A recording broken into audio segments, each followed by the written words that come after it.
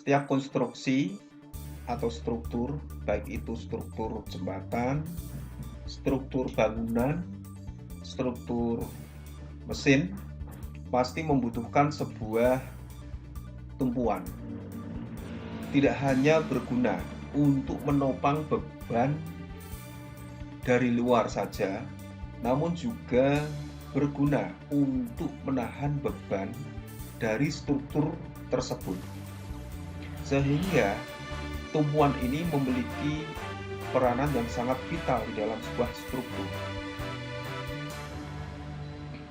Karena apa? Karena menyangkut kuat dan tidaknya struktur yang telah kamu rencanakan.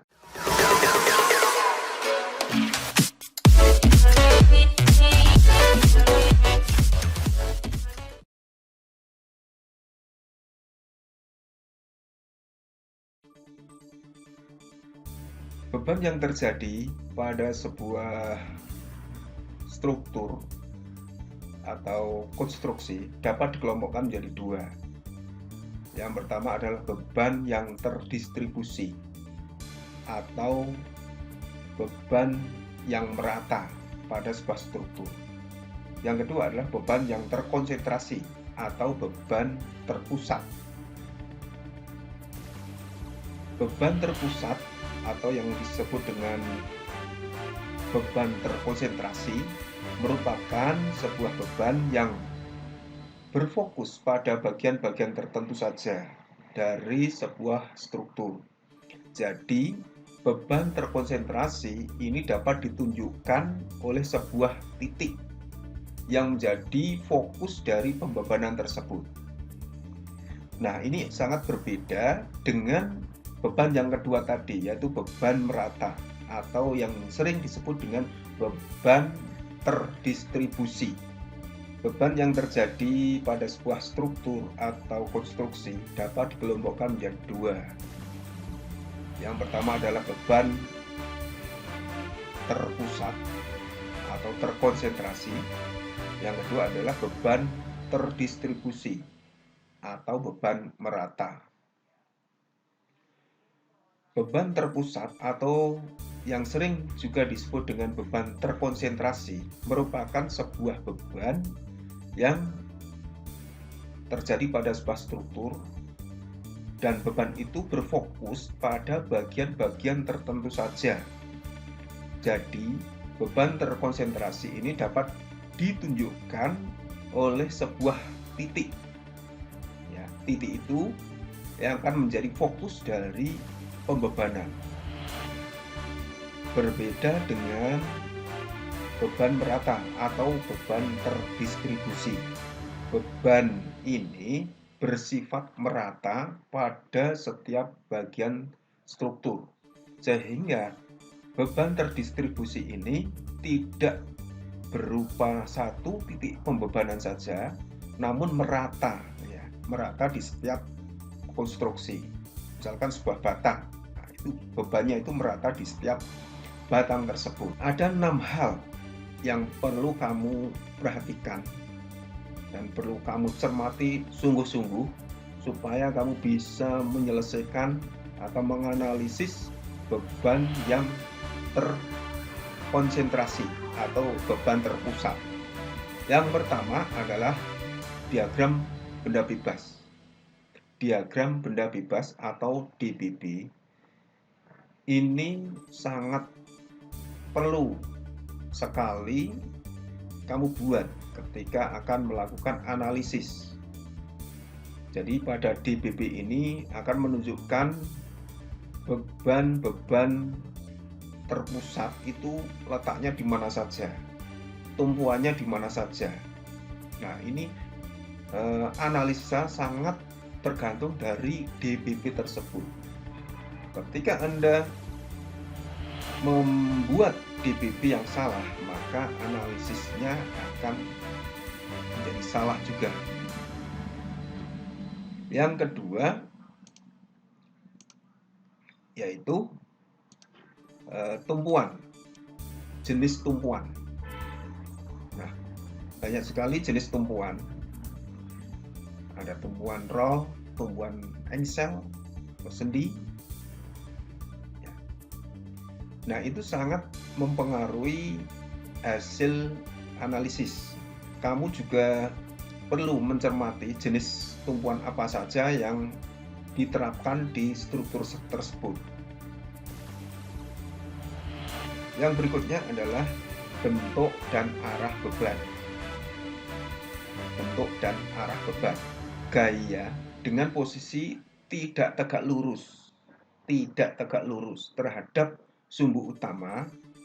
Nah, itu harus diuraikan terhadap sumbu XY. Nah, hal ini kenapa? Karena berkaitan dengan perhitungan momen.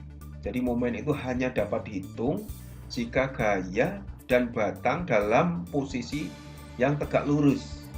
Ya, sehingga kalau di situ ada gaya yang arahnya miring, nah itu harus kamu uraikan terlebih dahulu terhadap sumbu X dan Z-nya. Sehingga nanti ketika diukur jaraknya akan menunjukkan jarak yang tegak lurus. Yang berikutnya, buat asumsi. Asumsi awal terhadap arah reaksi di tumpuan. Nah, kamu perlu membuat asumsi awal. Nah, asumsi awal ini berguna sebagai acuan untuk menentukan besar atau arah gaya. Yang pertama, kamu asumsikan arah ke atas adalah arah gaya plus, maka ke bawah berarti minus. Kalau ke samping plus, arah ke kiri berarti minus. Semacam itu. Lalu arah gaya. Nah, ini tadi yang berkaitan dengan asumsi awal, arah gaya. Jika hasil perhitungan bertanda negatif, maka arah gaya reaksi sesungguhnya berlawanan dengan arah asumsi awal. Sehingga apa? Tanda plus minus dalam penghitungan gaya itu bukan perhitungan matematik plus minus seperti perkalian pembagian, bukan. Namun plus minus itu hanya menunjukkan arahnya. Jadi kalau arah plus itu misalkan momen searah jarum jam itu plus, maka kalau berlawanan arah jarum jam berarti negatif. Yang terakhir adalah persamaan keseimbangan statis. Kuat tidaknya sebuah struktur itu kalau ketika dikenai pembebanan, dia akan tetap dalam keseimbangan statis, di mana sigma Fx sama dengan 0, sigma Fz sama dengan 0, dan sigma M atau momen itu sama dengan 0. Nah, itu adalah keseimbangan. Jadi kalau semua gaya, total semua gaya itu nilainya 0, itu artinya struktur dalam kondisi keseimbangan statis. Sebagai contoh, ini ada sebuah struktur atau satu contoh untuk pembebanan terkonsentrasi adalah pada sebuah balok sederhana seperti pada gambar. Sebuah konstruksi balok ditumpu di titik A dengan tumpuan engsel, ya, sedangkan di B dengan tumpuan roll.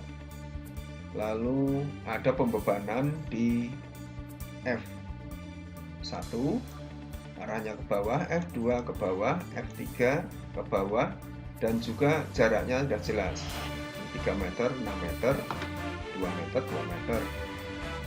Nah, lalu ada pembebanan arah X, ya, arah X besar RHA. Nah, berapa tumpuan? Ya, berapakah tumpuan yang harus ditumpu oleh RVA dan RVB ketika beban ini bekerja? Yang pertama yang perlu kamu buat adalah diagram benda bebas atau DBB. Nah, ini merupakan DBB, diagram benda bebas. Nah, karena sudah menunjukkan beban-bebannya itu di mana saja, tumpuannya di mana saja, jenis tumpuannya sudah jelas. Setelah kamu buat DBB, kamu harus menentukan titik awal yang kamu buat atau kamu anggap sebagai nol. Nah, di situ yang pertama kita anggap sigma MA itu sama dengan 0. Nah, sigma MA di sini itu sama dengan 0. Artinya apa? Artinya semua momen itu nanti akan dihitung berawal dari titik A semua. Ya, A semua. Di situ mana saja yang termasuk momen? F1 dengan jarak 3 meter itu momen. Karena jaraknya dengan gaya itu tegak lurus. F2 itu ada momen juga. Nah, kita lihat satu persatu. Ya. Jadi sigma MA sama dengan 0. Lalu di sini ada RVB. RVB itu ini terhadap titik A itu jaraknya adalah 3 dan 9. 3 dan 6. 9. Ya. Sehingga RVB kali 9. Lalu jaraknya, arahnya ini ke atas. Ya, arahnya ke atas. Artinya kalau ke atas titiknya adanya di sini, maka arahnya adalah berlawanan dengan arah jarum jam. Nah, kalau berlawanan dengan arah jarum jam, ya itu positif. Maka kalau yang berlawanan, kalau yang searah berarti negatif. Berarti kalau ini positif, RVB dikali 9 positif. Lalu 15 kali 3, 15 itu F1 dikali 3, 3 itu jaraknya. Arahnya berlawanan dengan jarum jam, maka negatif. Minus 15 kali 3. Lalu ini sudah, ya, ini sudah. Terus ini F2. F2 jaraknya terhadap A itu 3 ditambah 6 ditambah 2, ketemunya 11. Sehingga 6 kali 11. Arahnya ke bawah. Searah jarum jam. Artinya minus. Oke. Lalu yang terakhir ada F3. F3 ya. Jaraknya terhadap A adalah 3 plus 6 plus 2 plus 2. Sehingga 13. 6 kali 13 tandanya minus karena searah dengan jarum jam. Lalu untuk RHA, ya, RHA itu jaraknya terhadap A itu berapa? Jarak yang tegak lurus. Nah, ini nggak ada jaraknya, 0. Sehingga RHA dikalikan 0 kan sama dengan 0. Maka ini tidak ditulis. Sehingga kalau di substitusi atau perkalian silang, ya, RVB itu sama dengan 15 kali 3 plus 6 kali 11 plus 6 kali 13 dibagi 9 sama dengan 21 kN. Ini untuk tumpuan di A. Nah, lalu bagaimana untuk mencari tumpuan di B? Dengan menganggap bahwa sigma NB itu sama dengan 0.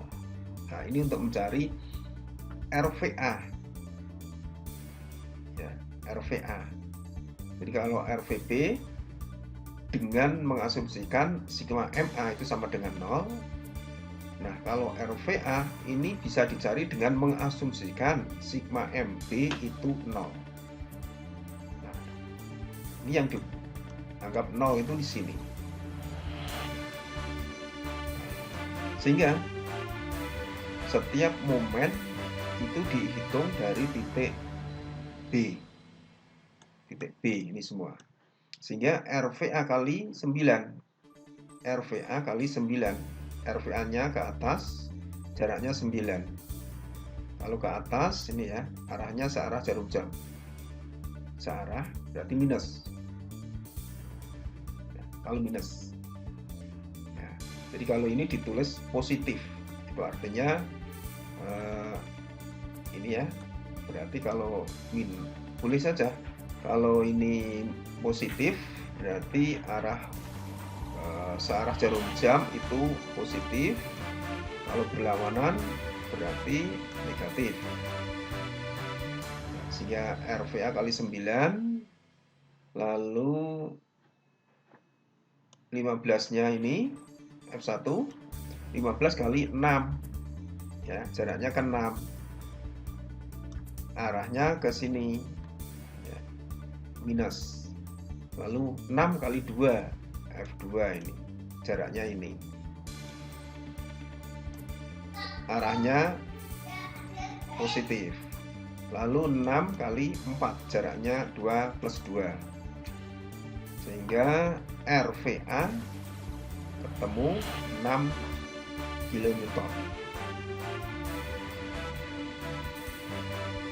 Nah, ini perlu dicek apakah hasil perhitungan yang kamu lakukan adalah sudah benar atau belum.